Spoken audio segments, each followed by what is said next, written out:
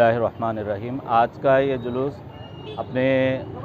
Counsellor Salim bag साहब के ज़ेर निगरानी चलने वाला ये जुलूस है, जो इस मुल्क के आज़ादी के 75 साल के मुकम्मल होने की खुशी के इजहार में आज हम और आप इस इलाक़े का जुलूस निकाले हैं। और ये असल में मकसद ये है कि हमारे बड़े, हमारे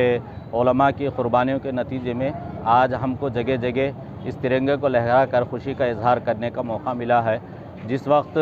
ज़ालिम दुश्मन अंग्रेज़ ने नापाक इरादे से ईस्ट इंडिया कंपनी क़ायम करने के बहाने इस मुल्क में घुसकर यहाँ कब्ज़ा किया, जुल्म सितम और नाइंसाफ़ी का बाज़ार गर्म किया, ऐसे मौके पर सबसे पहले आलिम दीन जिस शख्सियत ने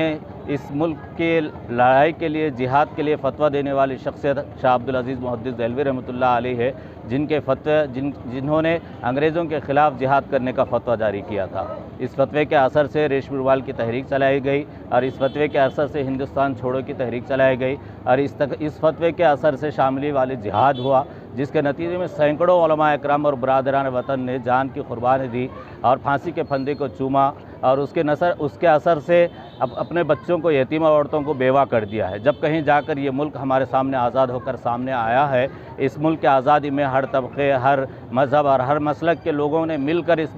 मुल्क को कुर्बानी दी है। इसमें जो है भगत सिंह और शाह अशफाक़ुल्लाह खां जैसे शख्सियत, मुख्तलिफ़ मज़हब के लोगों ने मिलकर इस मुल्क को आज़ाद किया है, जब जाकर ये मुल्क आज़ाद हुआ है। और उसका असर ये कि एक वक्त ऐसा भी आया है कि हिंदू मुसलमान दोनों एक प्लेट में खाना खाया करते थे और अपने मुल्क के इत्तेहाद का इजहार किया। और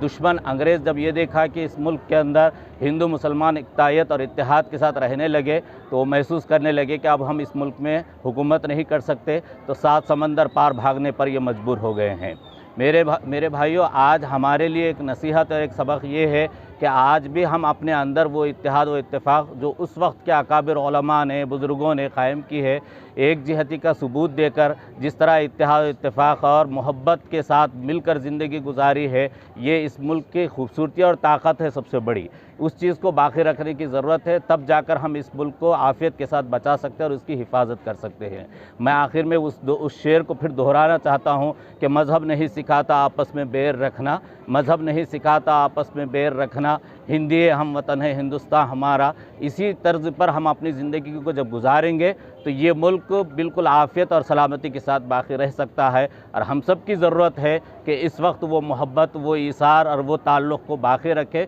जो इस मुल्क की सबसे बड़ी खूबसूरती और ताकत है।